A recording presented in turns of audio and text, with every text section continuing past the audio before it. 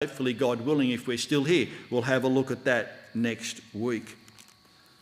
But the law of Moses and the law of Jesus contain many commandments that are applicable and are similar. In the New Testament, we have all of these laws of Jesus spread, as I said, from his own teachings in the Gospels, right through to the letters written by the apostles by divine inspiration. As we have seen, the new covenant is not the same as the Mosaic one, and there are those who believe that it is an extension of the Mosaic covenant, and therefore the Mosaic covenant is still relevant. Paul and the other apostles very clearly tell us that it isn't, especially the letter to the Galatians is virtually concentrating entirely on the fact that the old law has passed away and was fulfilled by Jesus and has now been replaced. And so the laws or the commandments of the Mosaic covenant, some of which are reinforced in the New Testament, do not mean that the Mosaic covenant is still to us.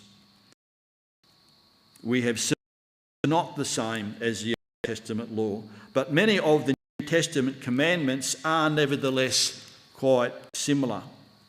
And of course that's led to some confusion years and in many individual beliefs that the law of Jesus and the law of Moses are much the same. However, the Testament law has been nullified, as we said, with the Mosaic covenant. Only those which are re-given or reiterated in the New Testament are the ones which are relevant today.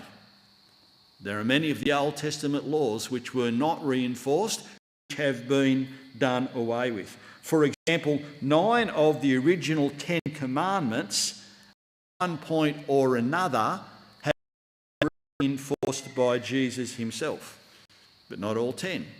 There is no regulation within the New Testament or no requirement by Jesus or the apostles of a Sabbath day, as was given to the Jewish people.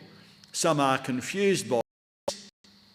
Some insist on keeping the Sabbath on the Saturday, and in so doing, because they meet together for corporate worship, are in breach of that regulation anyway, which clearly stated there was to be no corporate worship for the children of Israel on the Sabbath day.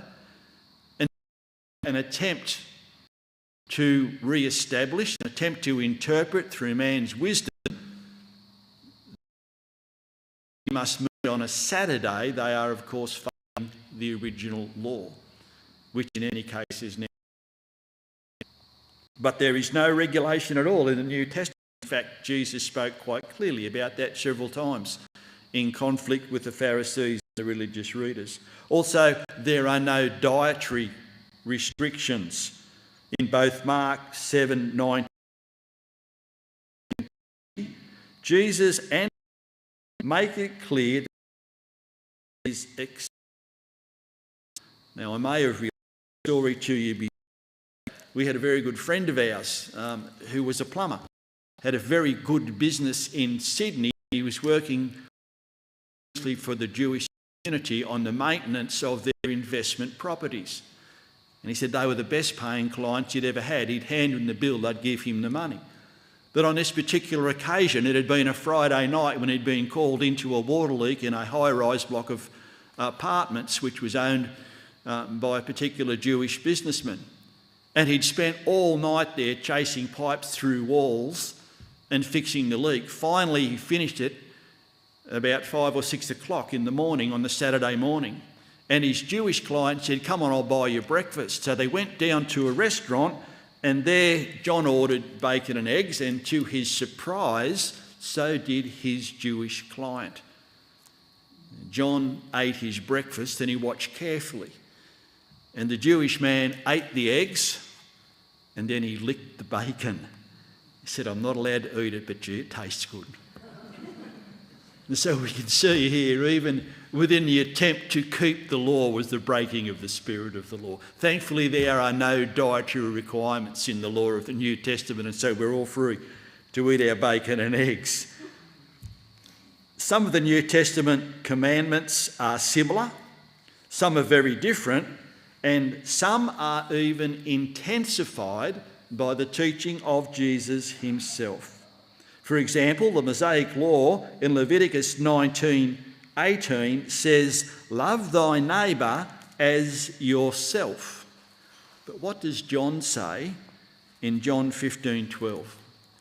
He says, "Love your neighbour even as I have loved you." Now you see the subtle difference. The first one, the one right back in Leviticus, made man the standard or the measuring stick.